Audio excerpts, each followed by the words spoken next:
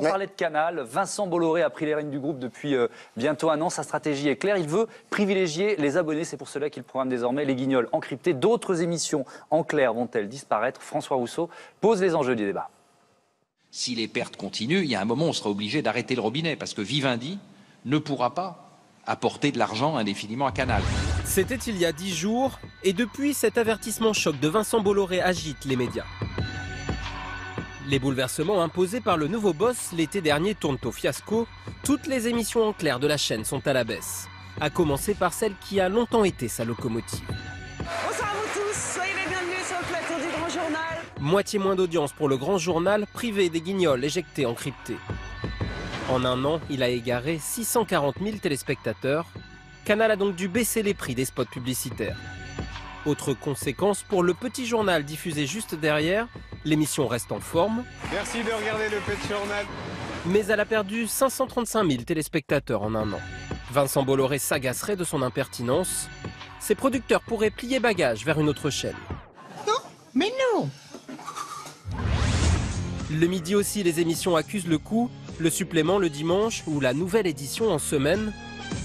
Côté abonnement, la priorité du nouveau boss, c'est la douche froide. Le groupe n'a jamais perdu autant d'abonnés.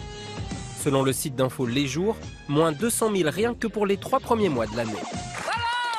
Face à l'hémorragie, Vincent Bolloré veut changer le modèle de la chaîne. Son idée, que certaines émissions en clair atterrissent sur D8, la petite sœur de Canal.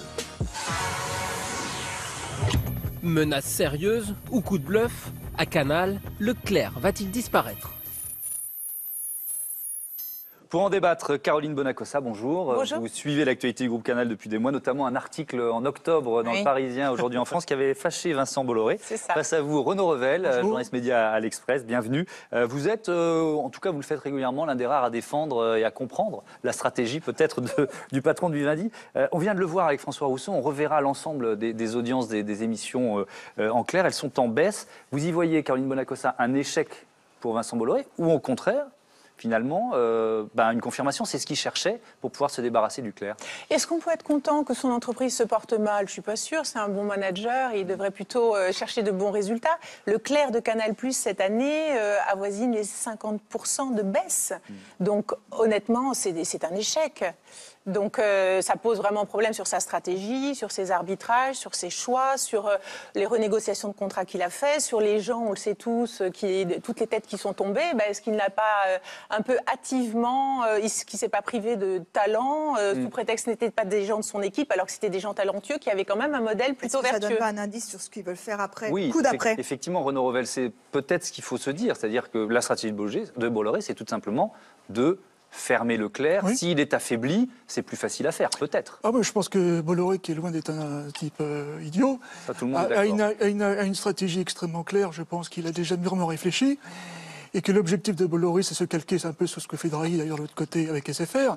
C'est une intégration verticale, avec une suppression du clair, bien sûr, à court ou moyen terme, et un modèle, entre guillemets, à la Netflix. Il a compris aujourd'hui que ceux qui vont prendre le pouvoir dans ce métier, la télévision, ce sont d'un côté les opérateurs de téléphonie, et ce sont les géants d'Internet.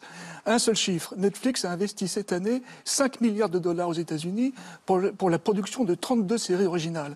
Quand Canal+ investit chaque année pour 2 ou 3 séries, une dizaine de millions au bas mot. Donc il a compris que Bolloré, que son modèle économique est en train de s'effondrer. Et que s'il ne lui prenait pas ce virage-là, effectivement, Canal+ disparaîtra. Alors, on va revoir les audiences de ces émissions en clair. On ne les a pas toutes mises, mais elles sont toutes en baisse. Il y a celle qu'on a déjà citée dans le sujet de François Rousseau. La principale, évidemment, c'est le Grand Journal, audience divisée par 2. Le Petit Journal souffre, lui aussi, par ricochet. Le supplément a perdu plus d'un tiers de son public. Même Salut les Terriens, qui n'a pas changé d'animateur, perd 130 000 téléspectateurs. C'est vrai aussi du Canal Football Club qui est en baisse. Bref, il n'y a pas une émission en clair qui progresse ou qui se stabilise. Ça s'appelle un fiasco généralisé, quand même. Ça, on ne peut pas dire autre chose. Est-ce que c'est le modèle qui faisait le succès de Canal depuis 30 ans, qui est obsolète? Jusqu'à présent, Canal, c'était les émissions en clair, la vitrine pour faire venir des abonnés, pour recruter de nouveaux abonnés. Est-ce que c'est obsolète, ce modèle? Mais je ne suis pas sûre que ce modèle était obsolète. Déjà, il était bénéficiaire. Il faut savoir que les émissions en clair l'année dernière de Canal ont coûté 110 000 euros. 110 millions. Oui, pardon, parce que 110 millions. Et elles ont généré en publicité, en chiffre d'affaires, 128 millions. Donc ça veut dire qu'il y avait 18 millions de bénéfices nets dans la poche. L'an dernier. L'an dernier. Ça doit être différent aujourd'hui. Cette année, on peut évaluer, à mon avis, la perte, la perte du chiffre d'affaires pub de 50 millions. Du fait de l'effondrement de la pub. Donc Leclerc n'est plus rentable aujourd'hui. Alors aujourd'hui, avec les choix, les arbitrages qui ont été faits, avec le grand journal, Renaud Levanquin qui est parti, qui était un bon pro. Mais vous, alors, je vous interromps, pardon. Vous pensez que c'est une erreur, que Leclerc peut toujours attirer de nouveaux abonnés? Est-ce que ce modèle-là, il tient encore? Vous vous rendez compte que pour les abonnés, pour un tiers des abonnés, la vitrine du Clair était une mobilisation d'abonnements? Alors, Renaud Revel. C'est un modèle économique qui est tellement vieillissant, parce que 40 € aujourd'hui, Canal, c'est 40 € à peu près. Pour moins de 10 €, vous avez Netflix aujourd'hui, effectivement, qui est peu cher. 7,99 €. Absolument. Donc c'est devenu extrêmement cher. Encore, Leclerc n'attire plus un abonné. Pourquoi? Parce que les deux piliers de Canal+, historiquement, c'était quand même le foot d'un côté, en tout cas le sport, et puis le cinéma et la fiction. Ces deux pieds sont en train de s'effondrer. Pas de s'effondrer, en tout cas de s'affaisser. Donc c'est là, effectivement, que les abonnés, par là, que les abonnés rentrent et que l'argent rentre. Leclerc était, c'est vrai, historiquement, la vitrine de Canal+, mais tout ça, ça partait, j'avais des années qui sont révolues. Aujourd'hui, les gens font du streaming, les gens butinent sur la toile. Mais l'image d'une chaîne, c'est important, Renaud Revel. Je crois que, je vais vous dire, je pense que Bolloré, je mets des grosses guillemets, il s'en fout. Je crois que ça n'a... Il s'en fout de l'image de Canal. Oui, c'est un pragmatique. Je vois que c'est quelqu'un, effectivement, qui a une vision à long terme, avec... Il y a la forme et le fond chez Bolloré. La forme peut être critiquable. C'est vrai que c'est une brutalité, c'est un pragmatique. Drahi fait pareil, effectivement, de l'autre côté.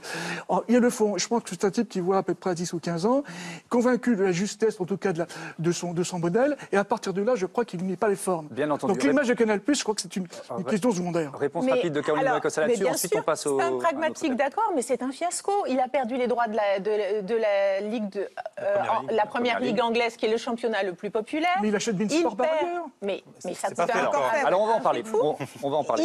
Et les trois piliers de Canal+, là où je ne suis pas tout à fait, c'est que c'était effectivement le foot, le cinéma et la vitrine en clair. Et il flingue tout. Il négocie pas les bons droits de foot. Et il perd de l'argent. Je voudrais entendre Samuel Etienne là-dessus. Vous avez travaillé pour le groupe Canal longuement. Vous avez présenté l'édition spéciale. À l'époque, ça s'appelait comme ça, avant l'arrivée de Vincent Bolloré. Ouais. Ce qu'on est en train de dire, c'est la vitrine Leclerc qui sert à recruter de nouveaux abonnés. Vous pensez que c'est dépassé ou vous pensez que ce modèle, on devrait le garder? Je pense qu'effectivement, non, ça a changé. Et qu'aujourd'hui, ça a été vrai dans le passé, sûrement. Je ne crois pas que Leclerc, aujourd'hui, soit vraiment quelque chose qui puisse donner envie de s'abonner, surtout à ce prix-là. Il faut du contenu. Aujourd'hui, on a Netflix, on a les choses payantes, on est prêt à payer, mais il faut quelque chose en face. Et sans Leclerc, Canal sort du radar médiatique. Là aussi. Je suis surpris que Bolloré ait éventuellement pris la décision de supprimer Leclerc. Moi, j'y crois pas. Ce qui est sûr, c'est que la crise du Leclerc, elle n'a pas débuté avec Bolloré. Elle a débuté il y a quelques années déjà. Ouais. Canal a été la chaîne qui a inventé des choses. Dites-moi ce que Canal a inventé ces 3, 4, 5 dernières années avant même l'arrivée de Bolloré. Je crois que le début de la crise, elle est là. Alors, non, je ne suis pas du tout d'accord. Ouais. Canal avait inventé Le Supplément, qui est un très bon magazine. Le Petit Journal, vous avez vu l'ampleur. Mais ça n'a pas 4-5 ans, Le Petit Journal. Oui, non, mais ça a pris ça beaucoup plus d'ampleur. Mais Canal, son grand succès, c'était une chaîne qui innovait sans arrêt, qui proposait des choses qu'on n'avait jamais vues ailleurs. Ouais. C'est moins le cas. On va donner la parole à un salarié de Canal qui est un peu particulier. Il est délégué syndical. C'est pour ça qu'il peut parler un peu librement. C'est Jean-Baptiste Rivoire. Il est aussi rédacteur en chef adjoint de Spécial Investigation. Et il a son explication pour dire pourquoi les abonnés sont en fuite. Quand vous virez tous les auteurs des Guignols, quand vous intervenez dès que quelqu'un parle de votre protégé Hanouna, quand vous assumez la censure d'un certain nombre d'enquêtes d'investigation, je ne vois pas comment je peux appeler ça autrement. Quand vous faites ça, le problème, si vous voulez, c'est que vous envoyez un message qui est extrêmement contraire à l'ADN de cette chaîne et donc contraire un peu aux valeurs de certains certain nombre d'abonnés.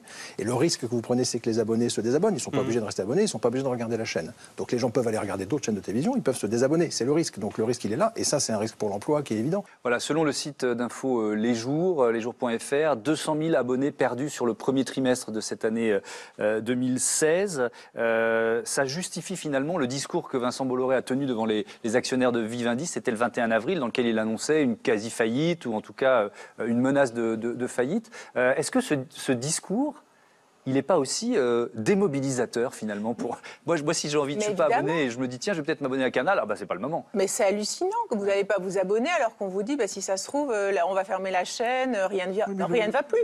Et d'annoncer de tels chiffres de déficit, excusez-moi, mais moi, j'ai beaucoup de doutes sur la véracité de ces chiffres. On dit qu'il les manipule, les chiffres, justement, pour aggraver la situation. Écoutez, quand dans Le Parisien, on avait sorti notre enquête en parlant des chiffres qui étaient à la baisse des recrutements, on avait quand même été menacé d'actions en justice. Et puis 6 mois après, il annonce une catastrophe. Mais tout ça, c'est quand même... Ces chiffres-là s'adressent à l'autorité de la concurrence qui doit donner son aval pour que beIN soit diffusé en exclusivité sur Canalsat. Or, depuis... Donc vous dites que c'est du bluff. Oui, c'est de la manipulation. Il essaye de montrer à l'autorité de la concurrence que si elle n'avalise pas ce rapprochement-là, Canal+ sera en difficulté économique. C'est de la politique. Oui, c'est de la politique. C'est de la politique. C'est de la politique. Le message de Bolloré, il y avait deux objets. En interne, effectivement, la vérité. Je vous dis la vérité, Canal+ va mal. Donc ça va être du sang et des larmes. Il va falloir un petit peu faire des sacrifices. Et puis, effectivement, tu as raison. C'est à l'adresse des pouvoirs publics parce que la concurrence est Bercy et l'Élysée. Aidez-moi, soutenez-moi dans mon dépense avec Beansport. Sinon, effectivement, c'est tout mon chiffre d'affaires qui se casse la figure. Avec l'enjeu du cinéma. Avec l'enjeu du cinéma. Ce que disait Samuel est juste. L'enjeu du cinéma, vous avez parfaitement été important. Et puis en plus, Canal+, c'est l'ADN du PAF. C'est une chaîne. C'est comme si on disait on supprime TF1 ou France 2 le matin. C'est une icône intouchable. Donc à partir de là, il joue aussi là-dessus. C'est un vecteur politique très très important. Je vous interromps parce qu'il y a une info qu'on n'a pas détaillée dans cette émission. Il faut le faire juste avant qu'elle se termine pour les fans de sport. Et ça aussi, c'est un souci pour Vincent Bolloré. Vous avez cité le nom de Patrick Drahi plusieurs fois. Il a annoncé, enfin, ces lieutenants, ils n'ont peut-être pas aimé comment on les appelle des lieutenants, puisqu'il y a Alain Veil dans le lot. Mais en tout cas, ils ont annoncé une nouvelle offre SFR qui est impressionnante. Oui, ils ont annoncé le lancement de 7 nouvelles chaînes, dont 6 de sport. Alors la première sera dédiée justement au championnat anglais, la Première Ligue. Les 4 autres à d'autres disciplines, comme les arts martiaux ou les sports extrêmes. Enfin, la dernière sera une déclinaison télé de la radio RMC. Aucune de ces chaînes ne sera disponible sur la TNT. Elle sera réservée aux abonnés SFR sur le réseau SFR, mais il n'y aura pas d'accord d'exclusivité. Ça veut dire que Canalsat pourra la distribuer éventuellement. On ne connaît pas encore le prix de ce bouquet sport, mais son lancement est la preuve que SFR va devenir demain un acteur qui compte dans l'acquisition. Allez, un mot de conclusion. Un petit commentaire là-dessus, parce que c'est SFR quand même qui est le noyau, effectivement, la stratégie de Drahi. Qu'est-ce qui se passe chez Bolloré en ce moment? Il a mis un pied en télécom italien en Italie. Il est en train de monter en Italie. L'objectif de Drahi, de Bolloré, c'est de prendre Orange derrière. Donc, demain matin, racheter Orange en France. Racheter Orange ensemble, bien sûr. Orange ensemble. Et demain matin, vous aurez 2 blocs qui sont Drahi et SFR d'un côté et Canal+, Bolloré de l'autre, adossé Orange. Les enjeux, ils sont là. Ils sont plus, effectivement, on revient au débat qui est un peu daté, vous avez raison, sur le clair de Canal. Les enjeux, effectivement, c'est le poids des télécoms sur un marché qui va se transfigurer dans les 20 années qui viennent. 15 secondes pour terminer. Oui, juste un chiffre quand même. L'année dernière, Canal+ était bénéficiaire de 50 millions d'euros. Donc c'est bien de racheter des entreprises. Encore faut-il perpétuer des modèles vertueux et ne pas les flinguer. Eh bien, on termine là-dessus. Merci à tous les deux. Merci Samuel.